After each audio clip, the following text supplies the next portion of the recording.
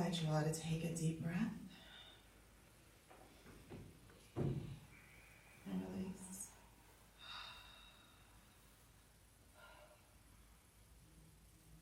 And as you take your next breath in, I want you to really visualize a bright light. And that light is wholeness and healing and all the good things that you receive. So breathe it in.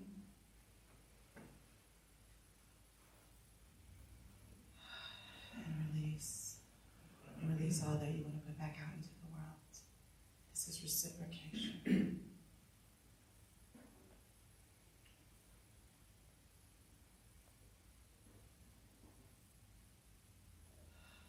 Release anguish.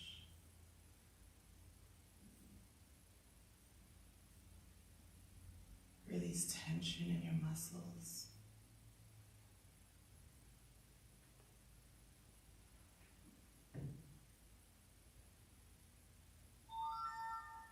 Continue to take deep breaths.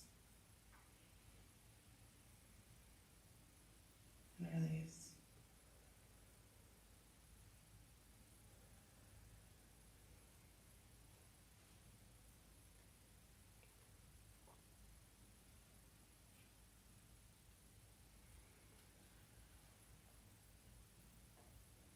As each breath brings you into deeper relaxation, I want you to imagine what a place of peace looks like and what it feels like. What color does peace look like? Allow your next breath in to let that color wash over you. Let it fill every cell of your body. Let it set in.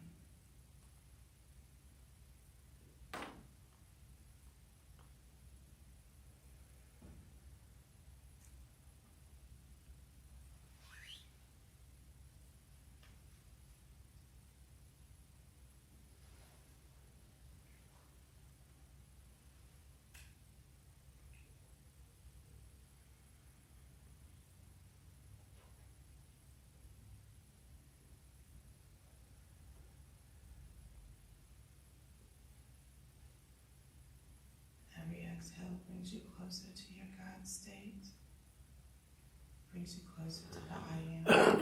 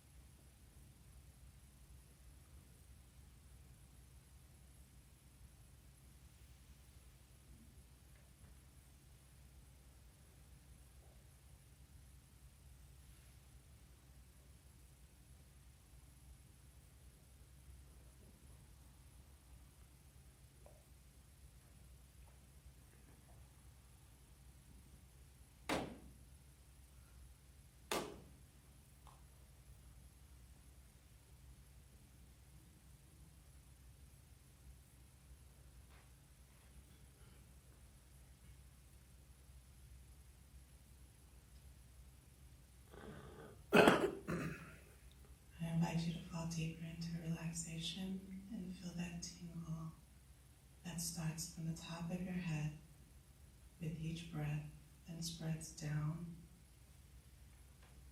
through your chest cavity, through your midsection and lower extremities. Each breath in, those tingles get closer to your fingertips and your toes. Receive that.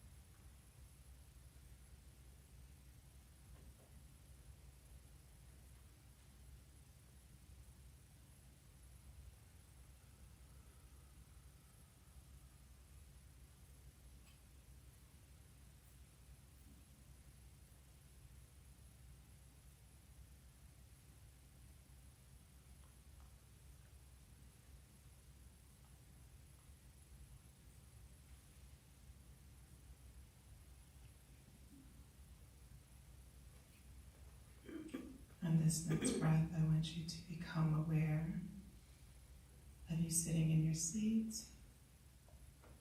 You're just going to come back to awareness. We're going to feel the air coming in. It's a felt feeling. And as it releases,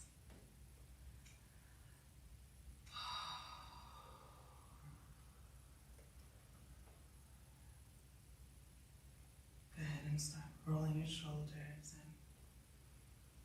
and your neck. Open your eyes. Listen up. I hope that felt good. Thank you for letting me do this meditation with you all. Namaste.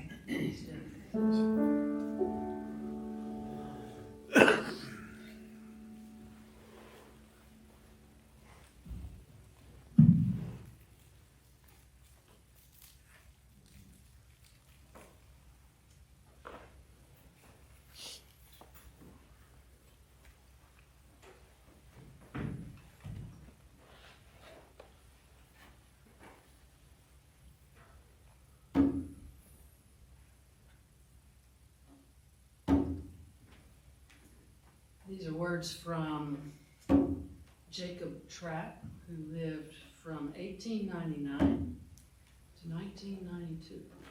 104 years old. Minister. I like to think of myself. I like to think of mysticism as the art of meeting reality.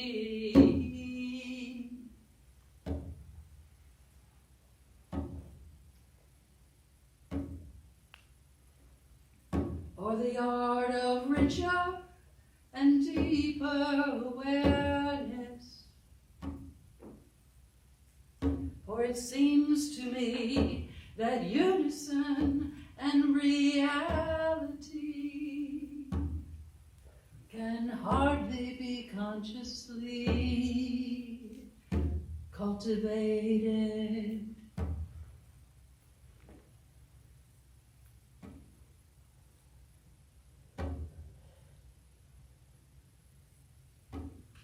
It is an experience that comes unbidden,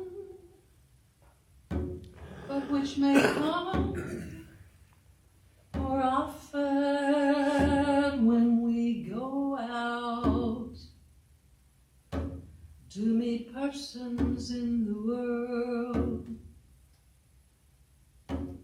And as we are more sensitively, more richly, more profoundly aware,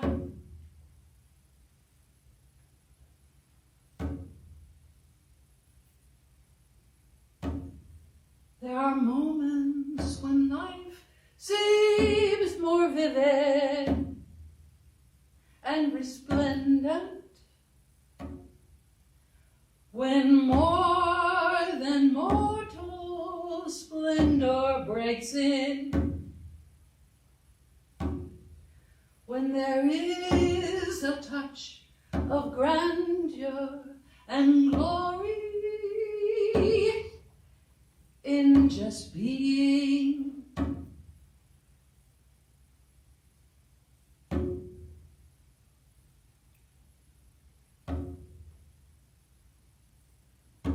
I like to think of mysticism as the art of meeting reality.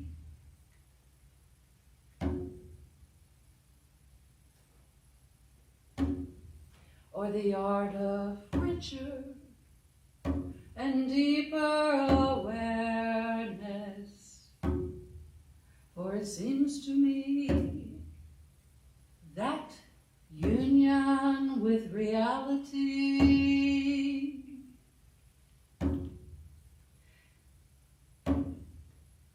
can hardly be consciously cultivated. captivated.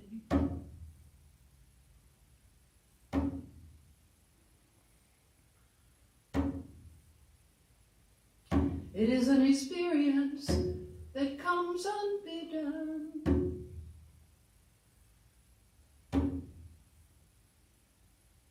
But which may come more often as we go out to meet the world, as we are more sensitively, more richly,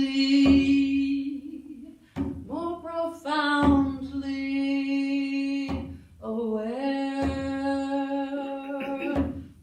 as we notice there are moments when life seems more vivid and resplendent, when more than a mortal splendor breaks in, when there is a touch of grandeur and glory in just being, in just being alive.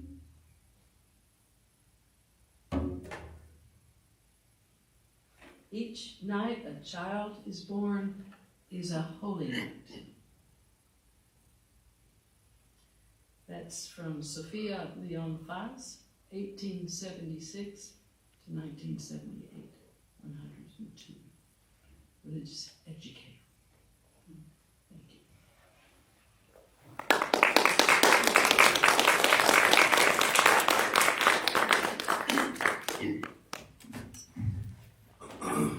Good morning, everybody. If you will, take a few moments just to get settled. Let's settle into the silence together. Big cleansing deep breath into the nose, out through the mouth. Charles Fillmore says that all true causes start and end in the silence, in the invisible world. Everything that shows up in the external world, the world of effects, it's on its way out, it's losing power. So in this sacred space together, as we turn within just for a few moments, we rest in the silence. While we are trying to figure it out with our natural minds, God within has already worked it out. So ours to do is simply to rest in God. In this sacred space, in the space of the silence, all needs are met. Everything has already been provided, beyond what we could ask or think as we navigate the ebbs and flows of life, as life changes and all of its vicissitudes move like the waves. We realize in this moment that we are not the effect, but we are the cause. So as life does what it does, we realize and accept and claim that all things work together for our good. For we're not just the wave, but we are the ocean itself, making it all happen as we all move towards our growing edges. So collectively in this sacred space, we say yes to everything that life has to offer. We get the blessing and we get the lesson. And when you're ready, come back to the room, take a big, deep breath into the nose, release the divine sound of ah, utilizing your power of elimination, letting it all go, knowing that when you let it all go, you're only making room for that much more. And so it is. Let's send a special blessing to those that are watching online. If you will, point to the camera. Say this with me. Divine love, Divine love in us, in us, blesses and multiplies blesses and multiplies all that you have, all that you have, all that you hear, all that you and hear, all that you receive. all that you receive. Know in this moment, you are safe, You are safe. you are loved, You are loved. and so it is. So it is. Our ministry is supported by partners like you. Remember to log on to unitybham.org and click on Giving. Moderators are on standby, so if you do have a prayer request, wherever you see this video, either on Facebook, our website, or YouTube, post it in the chat and we will pray for you. And our prayer chaplains are here in the audience. We do have Mother Evelyn and Mother Sharon. Put your hands together for our prayer chaplains. And Mother Joan and Sister Karima are online, and they are praying for you as well. Amen, somebody. Amen. Quick question, why everybody sitting on the same side of the room?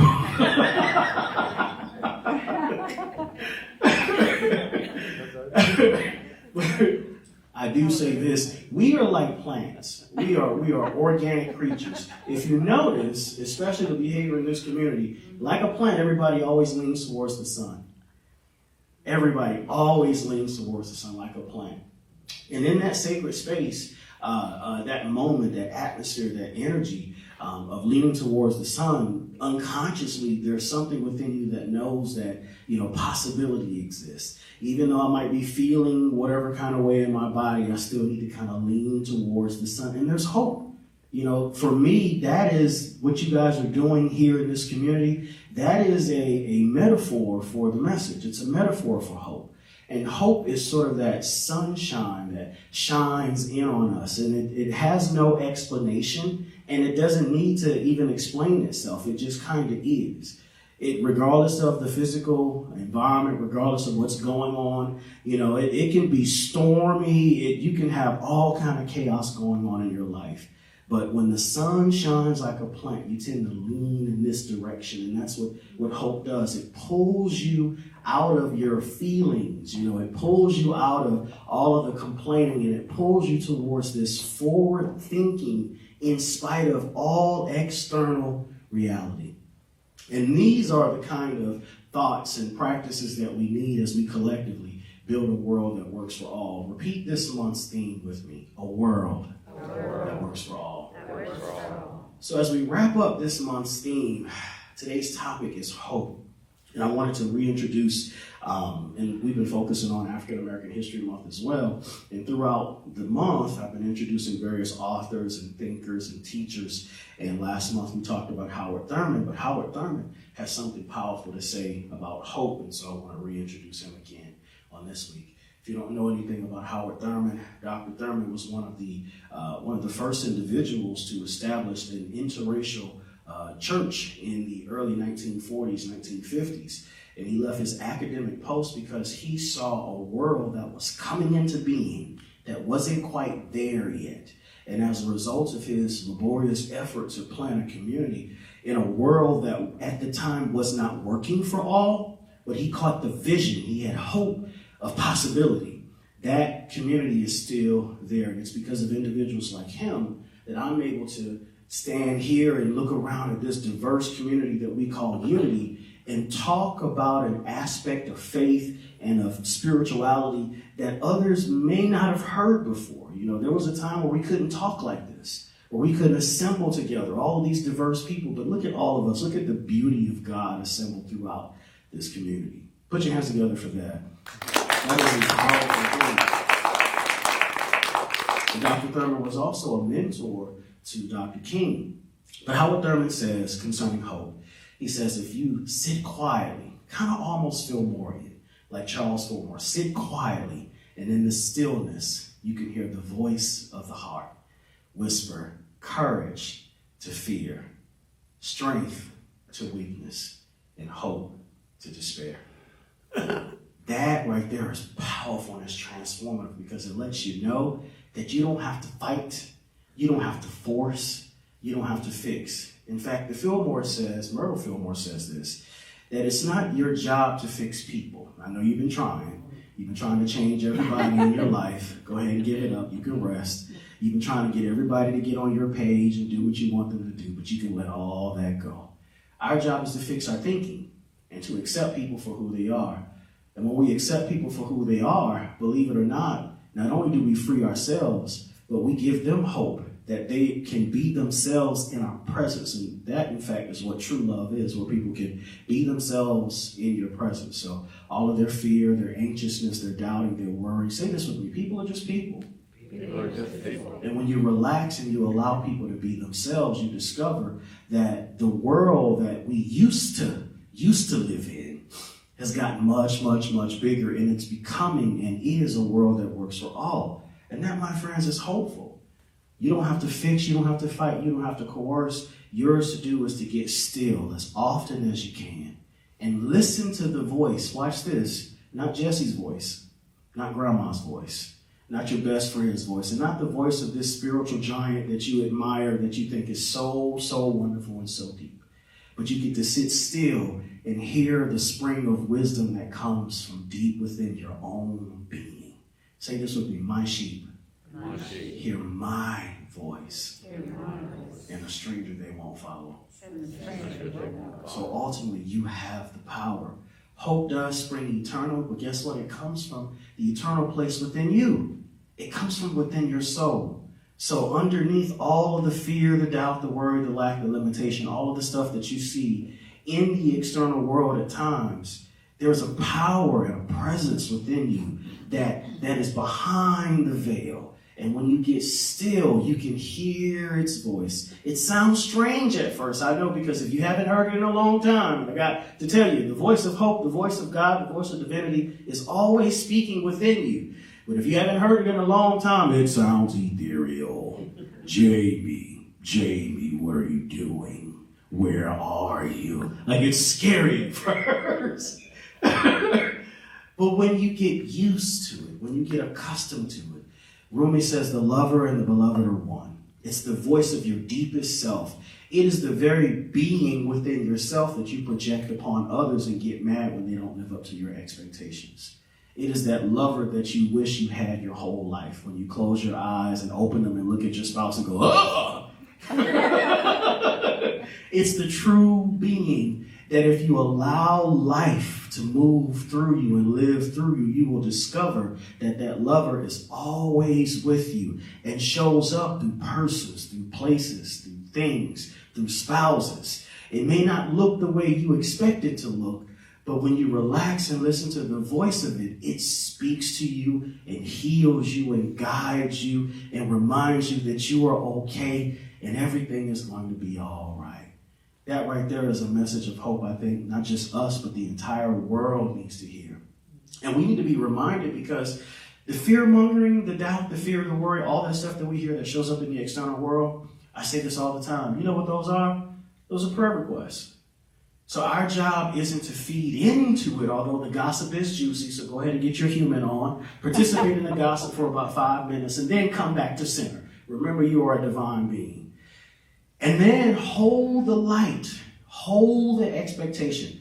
I had a conversation not too long ago with someone, and they were just going on and on and on about all the stuff that was going on in the world, and I was right there with them about all the stuff that's going on. We reminded ourselves collectively that, you know, the power of hope is an imaginative act. To quote Reverend Pat from Union of Minneapolis, it's an imaginative act, and it's a faculty of the soul that Charles Fillmore talked about.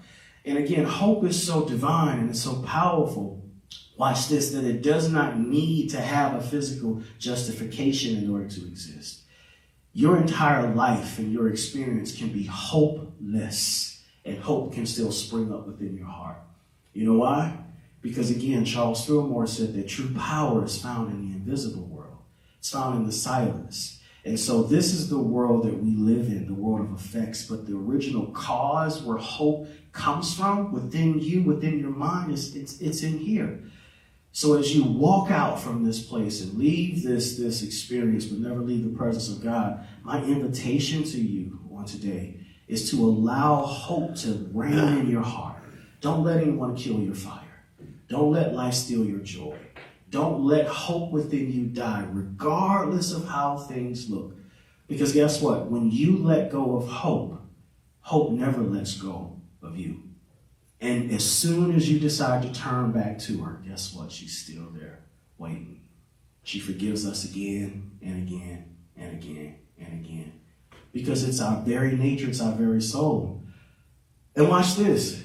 When she forgives us, it's a reminder, and I say she because it really, really shows up to me as the divine feminine. She reminds us that forgiveness is our very nature. So ours to do is to really let go. So you can forgive yourself for the times where you didn't believe in yourself. You can forgive yourself for the times where you felt like you didn't measure up, where you weren't good enough, where things didn't work out the way you expected them to. Because the whole time while you were down in yourself, there was still hope. Something there, a thread, a fabric, a spark of the divine within your soul was always there. And the reason why I know it was always there, because in a moment, according to Jesus, in the twinkling of an eye, the dead parts of us rise and are quickly changed and are caught up in rapture. When I turn around, it's still there, so it must not have moved. So what did the moving? It was me. I moved in relationship to it. But the process of getting back in divine order and getting in oneness with this faculty that we call hope is simply a change of thought, a change of consciousness. Again, repeat after me. We don't have to fix things. We don't have to fix people. Ours to do is to fix our thinking. And we begin by doing like Reverend Ike says and making I am our first name and our declaration our last name. Say this with me. I am hopeful. And that has nothing to do with the physical world. It has nothing to do with the way things look. Because Jesus says, be not conformed to the image of this world, but be ye transformed by the renewing of your mind. You know how you renew your mind? Emily Cady said it like this. She said that the hope of glory is claiming your oneness with God. That's what that hope is. And the glory is that image and likeness of God. So while we're not conforming to the image of the world, of saying that things are hopeless when times get hard, what we are affirming and claiming is our oneness with God. We're claiming the power of hope. We're allowing ourselves to be encouraged in spite of. And when we do that, miracles happen. The very thing that we said is not possible changes just like that. You ever had God blow your mind? People change automatically. It's like, I thought they'd never get through that. Oh my God. You did what? Or how about this? She graduated? How did he graduate? I know he failed because he cheated off my test. You passed? How did you do that? Say this with me. Hope. It's a powerful thing. Emily Dickinson said that hope is like a bird with feathers that perches in the soul. A quote attributed to Maya Angelou, but she didn't actually say this one. She says that the reason why the caged bird sings is not because it has the answer, because, remember last week, it has a song. So hope exists just for the sake of existing. It's an eternal quality. You don't have to do anything but accept it and embrace it. Second invitation is that every day when you wake up, put a smile on your face. Do mirror work. Go outside and be hopeful. If it's raining, remember that the sun is here. Place your hand on your chest. This is where the sun lives, the S-U-N. The sun is right here. And our ability to see it depends on what's in our way. The sun is always shining, even when there are clouds in the sky. Remember that those clouds are just obstructions, but the sun does not go away. So it can get better. Things will get better, and they are already getting better, whether you believe it or not. So again, yours to do is to believe. I want to tell you a biblical story as we ground this message into some spiritual teachings from sacred texts. In the book of Judges, formerly called, or used to be called, the book of Saviors. Judges is an interesting book in the Old Testament because it covers the period between the nomadic wandering of a Hebrew nation before they accepted a monarch, which is why we talk about hope. You got to be careful what you pray for, because what you pray for, you just might get.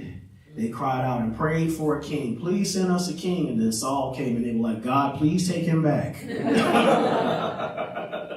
So while you're being hopeful for a better future, you're holding in your mind what you want that future to be, it's important to remember this or something better. Say this with me. This or something better. Because you can hope for tomorrow and you're a divine creator and you're co-creator with God and all of that stuff. And the very thing that you want, it comes to pass and you get the answered prayer and you look at it and you're like, this ain't everything I thought it would be. Let me give this back. But say this with me. There ain't no receipts. There are no receipts in the universe. God is not a taker-backer. What you ask for, you shall receive according to the divine law. And so in that period, the book itself chronicles 6 major judges, even a female judge by the name of Deborah, who was powerful, which shows the gender openness and inclusivity that's even found within the Hebrew text that a lot of people overlook. Say this with me. God is inclusive. In fact, I go as far as saying that God is transhuman, trans-denominational, because God is principle.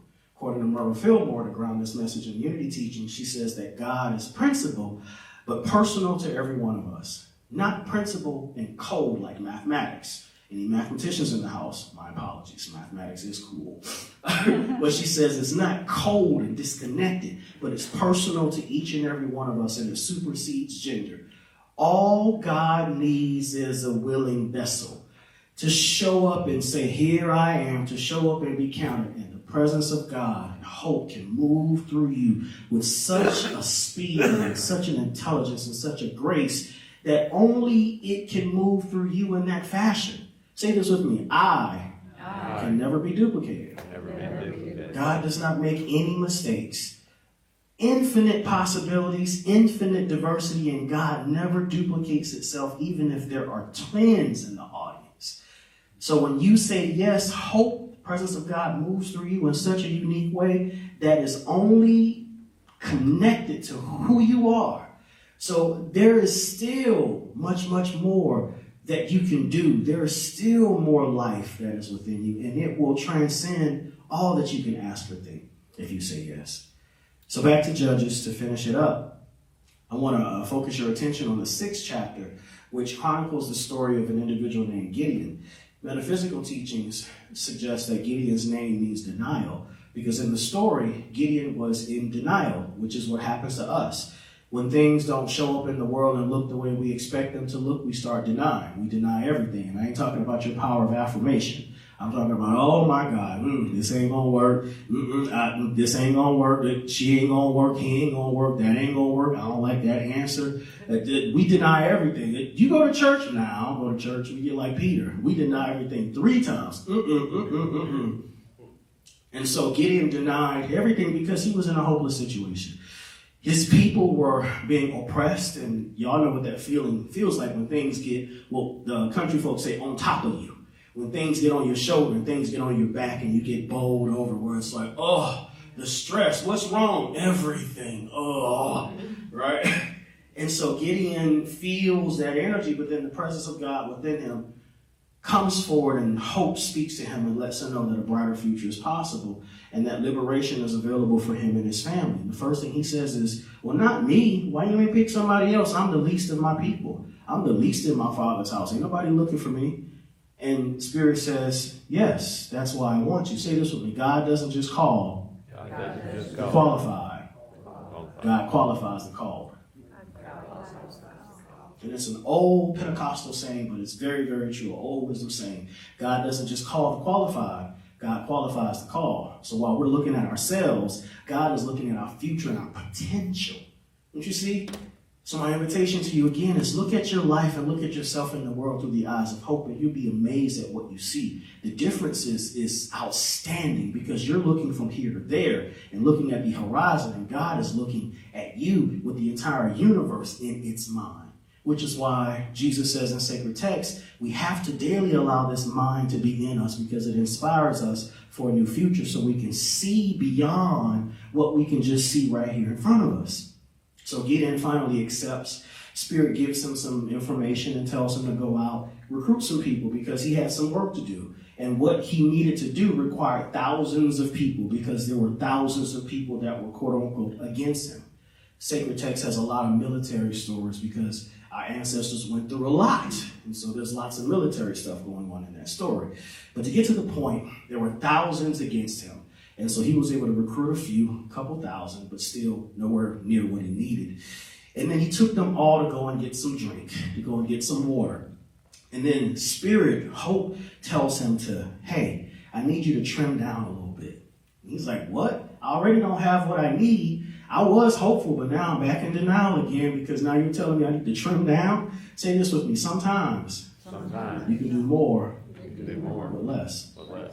So when hope does speak to you, make sure you listen because it will give you instruction and give you details about what to do. Again, from a universal perspective that may transcend our limited awareness of just up, down, left, right, 3D. So he looks at the people that are there. Spirit tells him, okay, I need you to trim down a little bit. Takes the 3,000 folks and Spirit says, okay, I want you to take a look at the people. The ones that are drinking from this brook with both of their hands and they're just like devouring the water. I want you to look at the other division. He looks at all the people that are drinking with both hands and drinking from the brook, and then he notices Gideon. There are some that are drinking with one hand and looking around at their surroundings. And of the 3,000, he selects 300 because the goal of life, the whole moral of that story, it's all about consciousness and awareness. Of the 3,000 that he had gathered to help them to do this great work, 300 of them were the only ones that were awake. They were the only ones that were paying attention. Because while others were filling their stomachs and filling their mouths with all the water in both hands, and they had their eyes closed and they were so caught up in what they were drinking, there were only a few of them that were drinking with one hand, paying attention to their surroundings, and they were awake enough to see what was going on. So the moral of that story isn't about cutting people off. Of course, we do that every January. The moral of that story is that all of the work that we do, all of the spiritual work that we do is about awareness. That slimming down was about getting clear about his purpose and recognizing that the people that were conscious and the people that were awake were the ones that were assigned to him to do that great work. If you're looking around the room sometimes, I do want to say this. There are tons and tons of people that will always pack every community, but there will always be a remnant. There will always be few, and those are the ones that are deeply called to the work. But our job is to expand that net, you guys, and make the call to everybody because we have no idea who it is that are assigned to us. Our job is to spread that net wide and say, whosoever will, let they come. And our job is to look at those that are here and not be so mindful of those that are not here that we neglect the ones that are here. So I want to encourage you guys on this morning that the ones that are here are the ones that are supposed to be here. And I also want to say to those ministers that are online to look around your communities and the ones that are there, love on them. Love on those people because the ones that are there, those are the ones that are supposed to be there. Put your hands together for that if you will. Because I do think that's a mistake that leaders make. They get so focused on who's not here that they forget who is here. And say this with me, everybody that's here is important. So it doesn't matter the number. And that was the lesson that Spirit was trying to get Gideon to say. When Gideon received the call, he was hopeful. He got out of that denial. He changed his mind, changed his consciousness, got on board, and then Spirit says, I need you to trim it a little bit. And then he trims it down even more. He discovered that although, the presence of God was moving within him and inspiring him and telling him what to do, he still had more work to do. He had to let go of the external world, and he discovered that he could do more with less. So to close this message, I want to tell you that possibility does exist and that hope is possible. If you say yes to it, embrace this invitation, the presence of God within you is going to do some amazing things. Eyes have not seen, ears have not heard, and it does not matter what shows up in the physical world. The vision that God gave you will come to pass. Thank you for listening. Peace and blessings. As we get online, I do want to encourage you to log on to unitybham.org and click on giving. LaDonna is going to give us a special selection at this time. Take it away, LaDonna.